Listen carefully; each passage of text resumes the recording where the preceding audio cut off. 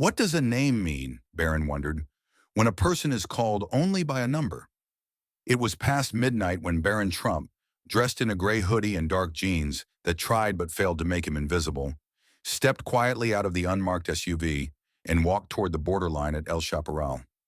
The sky above Tijuana was a haze of distant stars and restless winds, brushing against the razor wire fences that divided nations, but not the suffering beneath them. He had told no one where he was going, not his father, not his mother, not even the driver, who only knew to wait.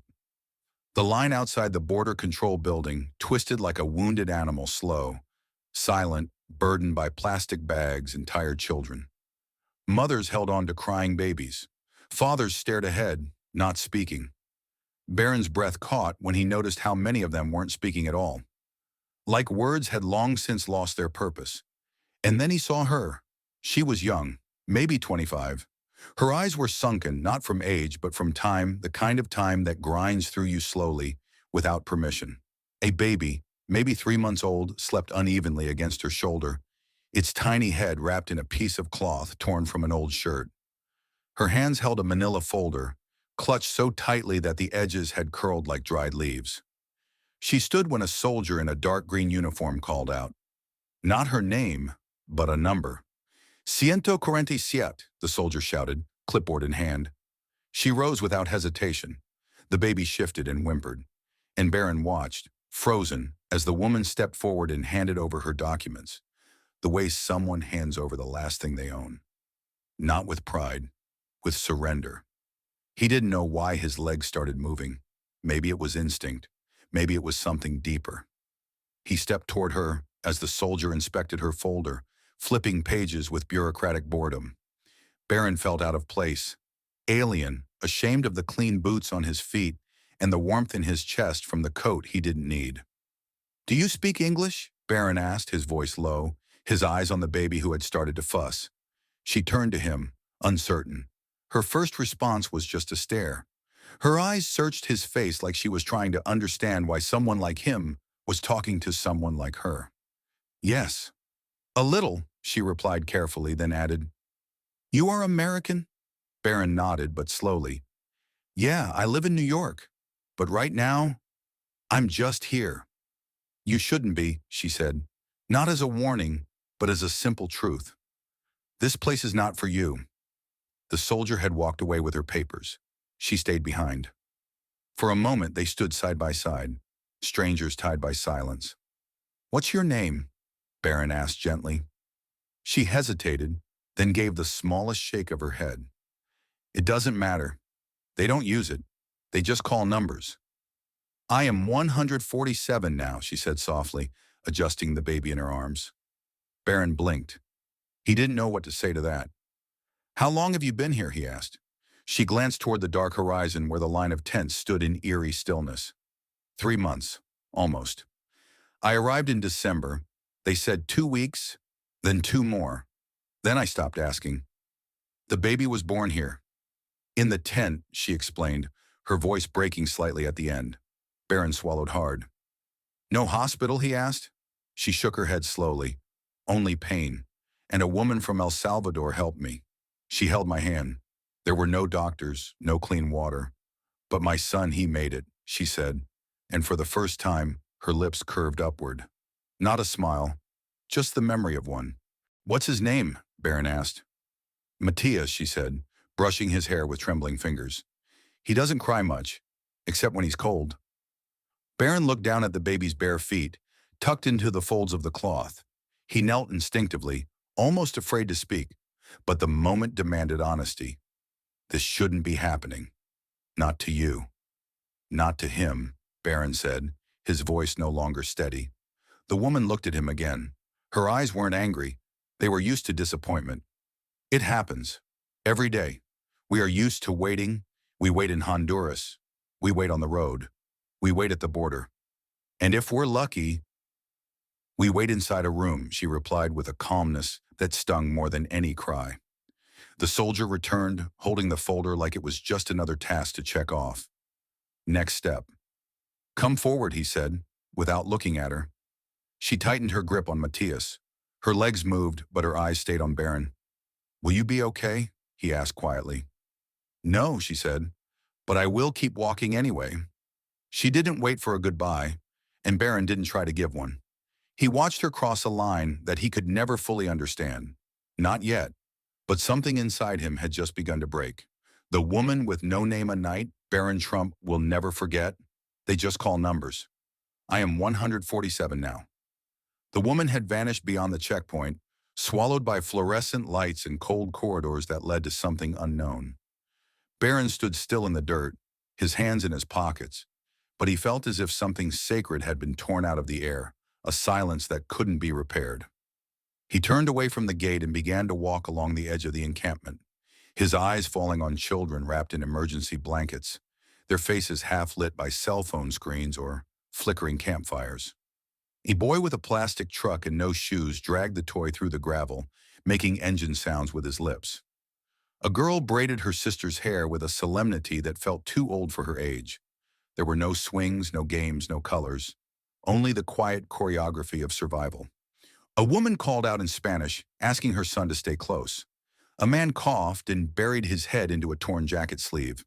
The scent of beans cooking over makeshift stoves filled the wind, masking the nearby stench of rotting garbage.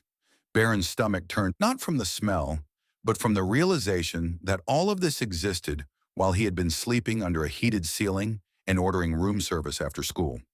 He sat on a cinder block near the edge of the tents and stared at the border wall, tall, metallic, rusted at the bottom like something that had been standing for too long. It shimmered in the distance like a broken mirror, reflecting a country that promised opportunity and yet delivered delay. And that's when a voice pulled him out of his thoughts. "You one of the reporters?" asked a man sitting nearby, maybe in his late 40s, his accent unmistakably Central American. He wore a dusty hat and cradled a coffee mug that had long gone cold. "No, I'm not," Barron answered quietly. "I'm just here to see." "To see what? Poverty? Sadness? The line of the forgotten?" the man asked with a raised eyebrow. "I don't know," Barron replied, looking down. "Maybe I came here hoping I'd see something that would make sense of all of it." The man nodded, not in agreement, but in recognition of a familiar confusion. "There is no sense to this," he said. "You think people walk for weeks because they want to? You think a woman carries a baby across 3 countries because she's chasing a dream? Number she's running, from nightmares you've never had." Barron didn't try to defend himself. He knew he had no right. "I met one of them tonight," Barron said. "She waited 3 months just to hand over her papers. She had a baby in a tent. She called herself a number, not a name." The man smiled bitterly. "Then she understands already. That's what they do to you. Before they decide who you are, they take your name first. They make you wait so long, you start to forget it yourself." Barron let that settle in the pit of his chest. His breathing was shallow. He stared at the gravel beneath his boots, then up again at the wall. "I've lived my whole life behind gates and cameras and people telling me the world is a dangerous place," Barron admitted. "But no one ever told me that danger can look like a woman holding her baby, waiting for someone to say yes." The man studied him for a moment. His face softened. "You're young." "That's good," the man said. "Young people still believe that seeing something means you can change it." "Can it?" Barron asked. The man chuckled gently, his voice cracking. "It can, but only if you stop looking from above and start standing beside." They sat there for a while, saying nothing, just letting the night breathe. Eventually the man stood and offered his hand. "My name is Jorge," he said. "Barron," he replied, shaking it. "Barron Trump," Jorge repeated, surprised. "That's a name people know." Barron nodded, almost ashamed. "But here," Jorge added with a quiet smile, "you're just a boy who came to see." Barron watched him walk away, disappearing between the tents. He looked up once more at the wall, but this time it wasn't steel and shadows. It was something inside him. A wall he hadn't known was there until tonight. The night had grown colder. Wind curled through the tents like a whisper carrying regrets, rustling worn plastic tarps and sending small paper cups tumbling along the dirt paths. Barron pulled his jacket closer, but the chill that gripped him wasn't from the weather, it came from inside, from the weight of a truth he hadn't expected to find. He was heading back toward the parked SUV when a voice stopped him. "Senor?" It was a little boy, maybe 7 or 8, standing barefoot in the dust, holding a torn soccer ball under one arm. His cheeks were stained with dirt, and his hair stuck up like dry grass. His eyes were wide, not from fear, but from that fragile hope only children still dared to carry. "Hi there," Barron said, crouching to the boy's height. "What's your name?" "Mateo," the boy answered proudly. "My mama says I'm strong." "I believe her," Barron replied with a gentle smile. Mateo looked past him, toward the far-off border wall and the silent line of floodlights. "Is it true they have toys over there?" "And beds?" he asked softly. "They do," Barron answered after a pause. "But I think what you need most is not just a bed. It's someone who sees you, not as a problem, but as a person." Mateo seemed confused. "What's the difference?" "It's everything," Barron replied, his voice tight. "One tells you you belong, the other tells you to disappear." The boy sat on a nearby rock, setting the ball on the ground beside him. "My sister cries at night," Mateo said. "She says the tent gets smaller when she closes her eyes. I tell her I'll build her a house when we cross." Barron swallowed the knot rising in his throat. "You're a good brother," he said. "Better than many grown men I've met." "Are you a good brother?" Mateo asked. Barron blinked, caught off guard. "I try," he answered honestly. "But some things I didn't see before." "Not really. Tonight I did." Mateo didn't say anything more. He stood up, picked up his soccer ball, and looked toward the tents. "Tell them we are not bad," he said quietly. "Tell them we're just waiting." "I will," Barron promised, standing up as well. Mateo nodded and ran off into the dark, disappearing between hanging blankets and scattered lantern light. Barron stood still for a long moment, as if trying to memorize the sound of the boy's feet on the gravel, as if trying to hold on to something that was already slipping away. He climbed back into the car, his driver silent as the engine started. No words passed between them. As they drove away from the camp, Barron looked back one last time. The lights blurred in the window like distant stars. But what haunted him wasn't what he saw. It was what he now carried. A voice, a face, a boy and his sister, a woman and her baby, a truth without shelter. That night, Barron Trump did not sleep. Back in his hotel room, far from the cold dirt and fraying tents, he lay awake staring at the ceiling, listening to the silence like it was speaking a language he had never heard before. He thought about the woman who waited 3 months just to be allowed the dignity of asking for help. He remembered the man who told him names get taken before rights do. And he couldn't shake the image of Mateo, a barefoot boy with a soccer ball and a promise in his heart. Barron had grown up learning about borders as lines of protection, abstract boundaries to be enforced. But now, he saw them as something else. Walls built not just with steel, but with fear, bureaucracy, and neglect.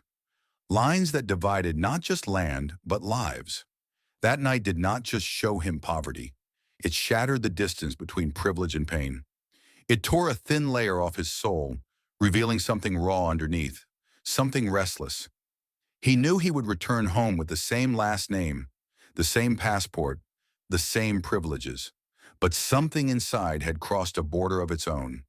There was no checkpoint for that, no paperwork, no line, just a truth that would follow him now, quiet, stubborn, and unforgiving.